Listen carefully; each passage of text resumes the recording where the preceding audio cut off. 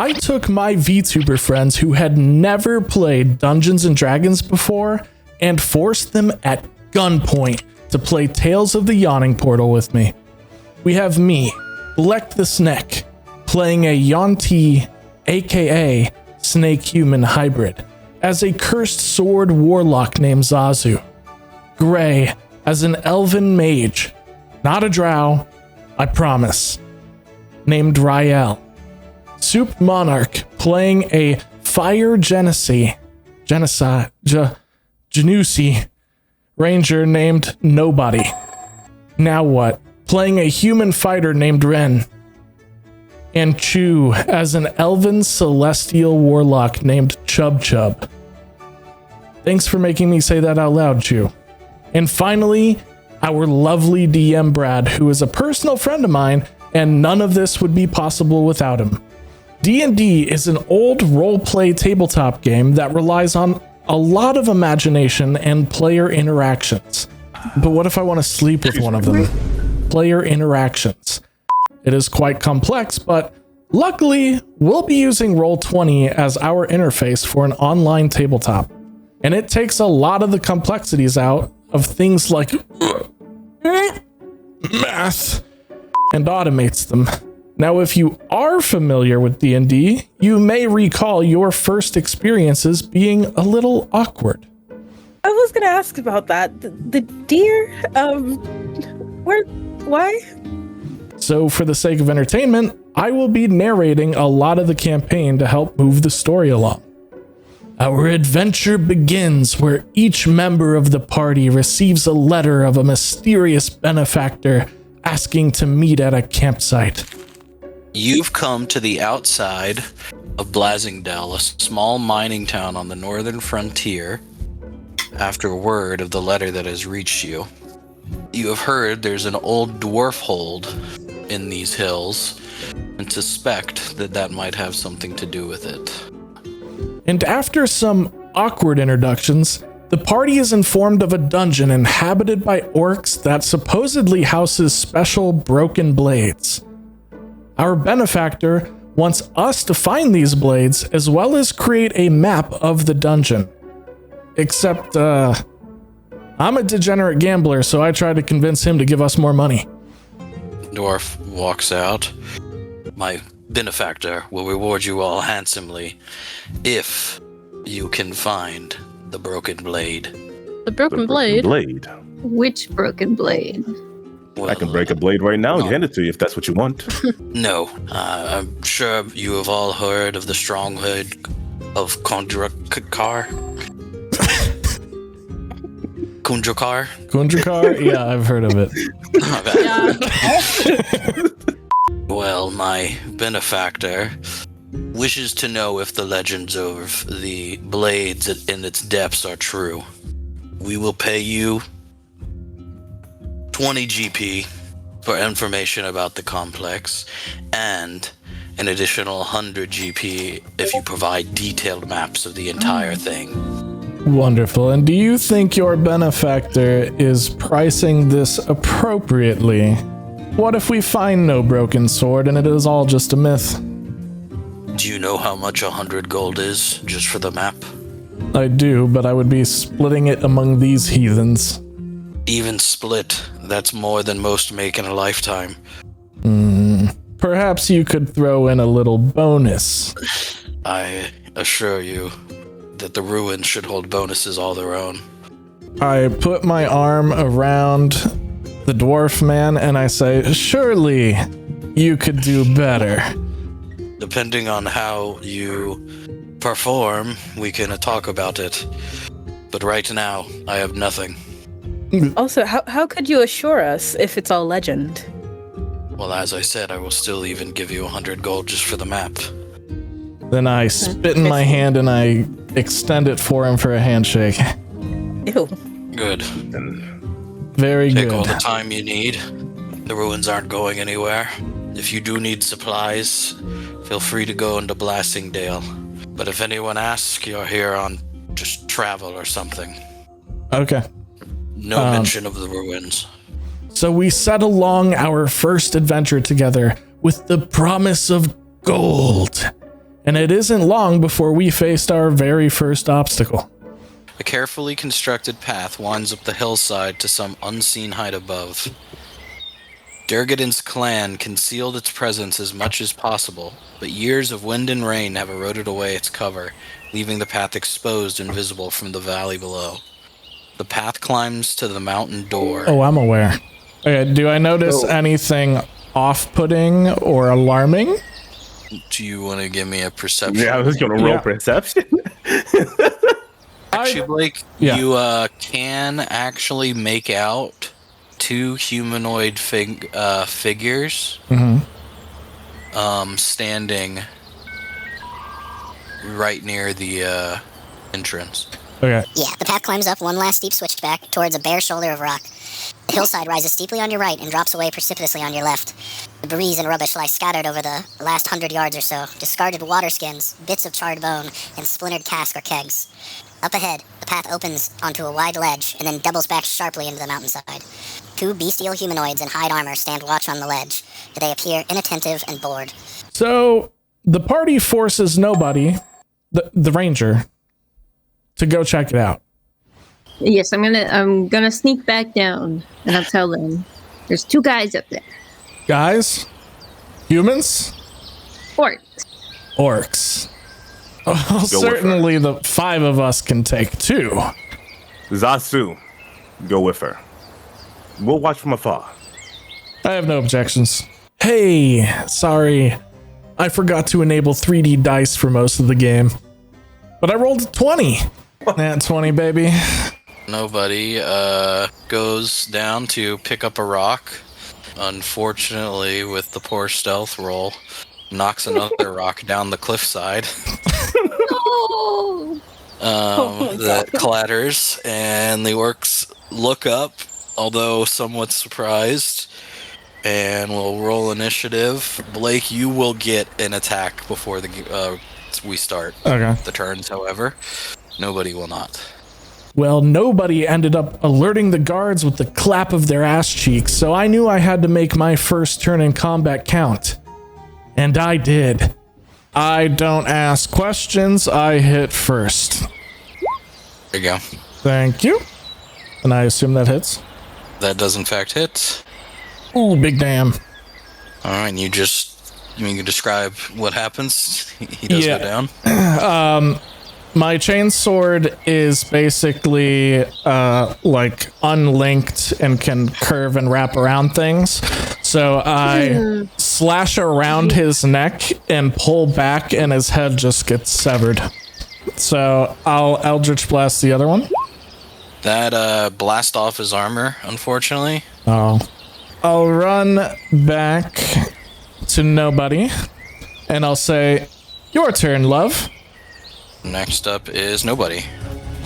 Can I throw the rock at the orc? Am I close enough for that?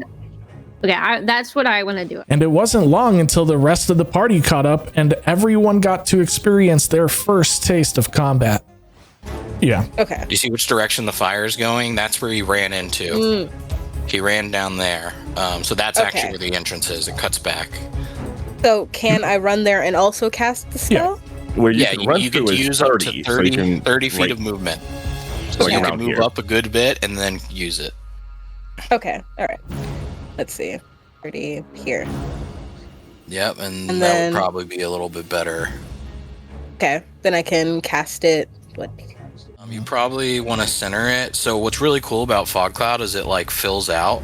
So yeah, if you like center it there, it's gonna even go through like the arrow slits into where the orcs are. You see what I'm saying?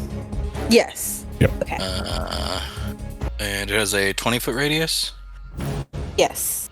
So one thing to keep in mind with D&D is, even though this looks like a circle, it's the full square. Okay. So even all the way in this square here, for example, is still part of it. Okay. Alright, so that would be the center. So it expands. You also do, it's called concentration, this spell. You can only have one spell that requires concentration at a time, because you're concentrating on it.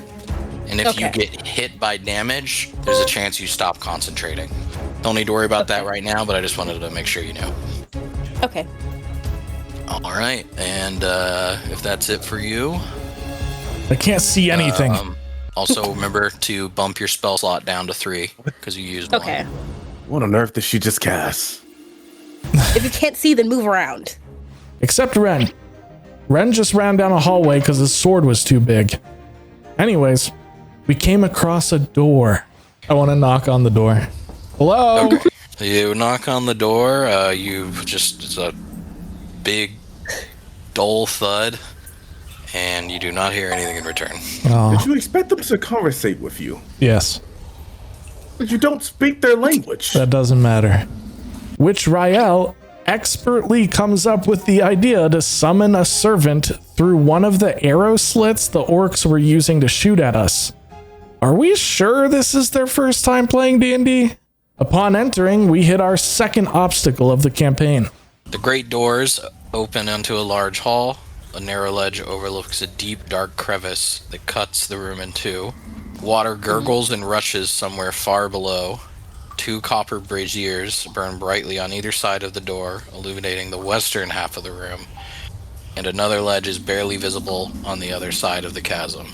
I end up jumping off the ledge to get just enough distance to Misty Step to the other side with some rope and help the party cross safely. To which we are faced with another door. I knocked on it. No one answered. We are then confronted with various networking corridors, and to the south, a makeshift jail containing 2 humans who beg us to free them. Now, I haven't told you any of the lore behind our characters, mainly because at the time of writing this script, I don't know the other party members' lore yet. However, I do know mine. Zasu hails from distant lands of Cholt and belongs to the Yuan-Ti of Cholt, a cult that worships a giant snake deity called Dendar the Sun Devourer. My role in this cult is to manipulate nightmares to offer as a ritual to Dendar. I haven't told the party this yet, so naturally I have selected a lot of tools to help me seduce and put people to sleep so that I can harvest their sweet, sweet nightmares. But Zasu got cockblocked. A door locked with an iron padlock secures the room. Inside, you see 2 filthy prisoners dressed in tattered rags, crowding the closed door. "Thank Yandala," one cries out. "We're rescued. We were just exploring the countryside, and the orcs, they took us captive. Neither one of our families could afford the ransom. We've just been awaiting a terrible death. Please, we just want to go home." Shut up. But what if I want to sleep with one of them? That's I rolled a hit him. immoral. That is every kind of immoral. I fancy the one on the left. Why'd you want to sleep with my wife? Either way, escort them. I'm escorting them to the exit. I'm going around escort them to the rope. and escorting them out. Well, you all are no fun. Take a peek over. Better luck next time, buddy. We scope out the area and come across a makeshift kitchen where I decide to short rest, which was short-lived. Chub Chub probably looks up to notice a large dire wolf bolting down the hallway. He's actually huge. But that kind of looks like a... Oh no, I see it now. It looked like a deformed dinosaur at first when I was zoomed out. Right. And you hear, We're surrounded. My newly formed party is getting flanked, and I haven't gotten to steal their dreams yet. So I misty step into the fray and begin my counterattack. and Zasu is up. You hear a lot of snarling and barking coming from where your friends are. I close finishing up your rest. I close my book of poetry and go, ah.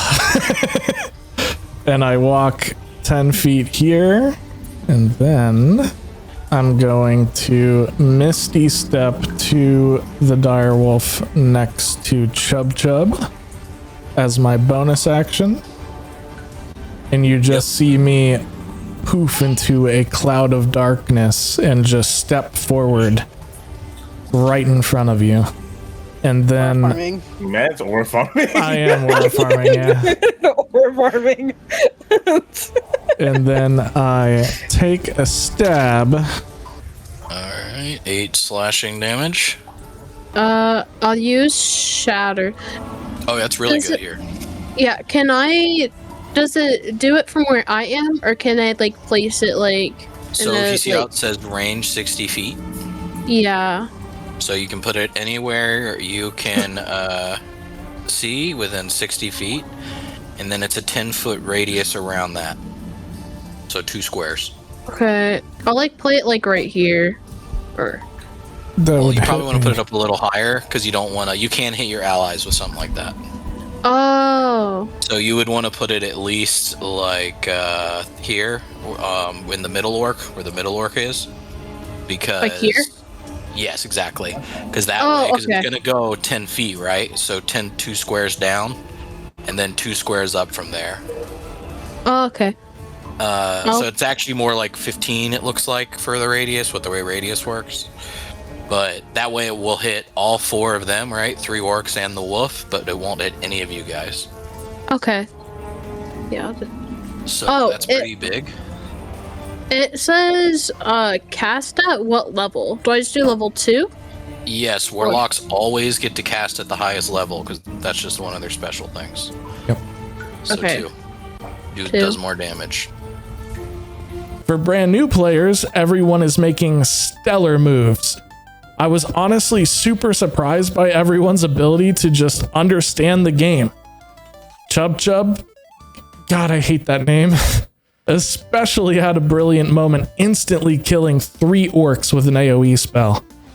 So that's big. So now I'm going to do con save for all 4 of them. Thunder. If they fail it, they take 18. If they succeed, they take half, is how spells, like big spells, work. So even if they fail, they're all taking 9 damage. Okay. Big spell right there. So let me start with, I guess we'll just do the orcs. Starting with the top and going down for the 3 rolls. It's a fail. That's a fail max damage. And that's a fail. They all immediately die. You guys are so Yeah. welcome. You guys are so welcome. As you just see blood shoot out of their ears from their eardrums being ruptured. That's the unicorn speaking in their little ears. And blood That's and the sparkles. unicorn. It's too much for their frail brains. We clean up the orcs and companion wolves in the area before he shows up. Ogre comes barreling down the hallways. Oh. Oh, Right. Oh, does Smash. isn't he such a cute guy? Okay. Smash is diabolical. Oh, we're so fucked. Zasu. Okay. Hello there, big man. Oh, your breath is foul. And I go. Hold on. I have another bonus action I can do actually.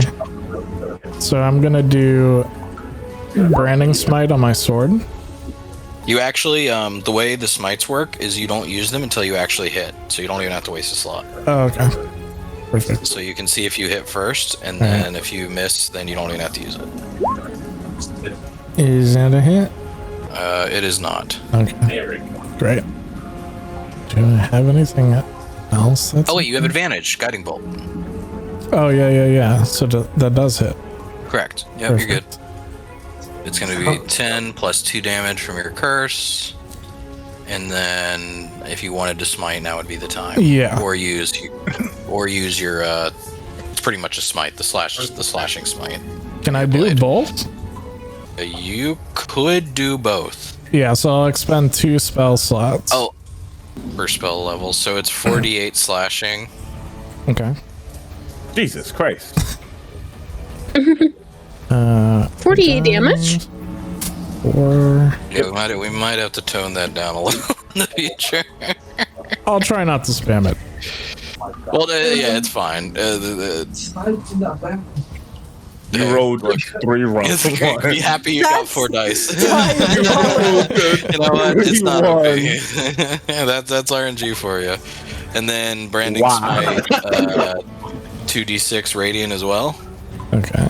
2d6. Wait, did I have 3? Made up for it. You rolled 3d8 there. Yeah, ignore the 7. Well, those are d8s though. 2d6. Oh. Whoops. Your odds. Okay. Yeah, you do a ton of damage there. You do not take him out, but that was quite the cleave. Man, I have the worst RNG. Now on Twitch, I have a prediction with my chat on who will die first. It's me. Chat thinks I'll die first. He's gonna use his react attack that he gets Mm. and try to cleave Zasu for pretty much almost one-shotting him. Oh god. Let's see. He does 24 damage to Zazu. I am barely alive. And Zazu barely looks alive. I can't even speak straight. Both of them barely look alive. I'm like, oh my god. Oh, Hey, look at the bright side, Zasu. He saw you with a threat. I just go, where am I? I can't feel my bones. Oh fuck. Someone save me. Chat can't be proven right. Can I move here? Yep. And then can I use my last cure wound on Zazu? Sure. Just massive cure wounds, max roll. I'm going to take my hand and I'm going to just put it directly on your face. And I say, be healed.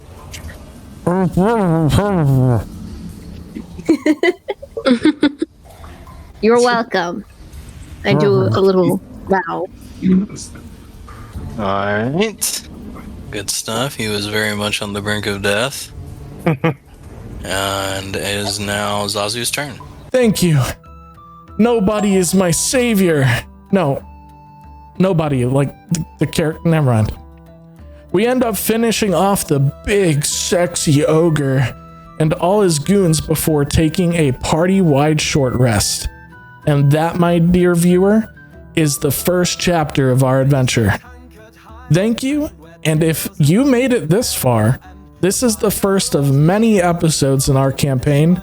I'm sure there will be more entertaining clips as everyone adjusts to roleplay, but if you want to watch us live, tune in to Bleck the Snick on Twitch every Monday at 7 p.m. Eastern. I love you. Bye.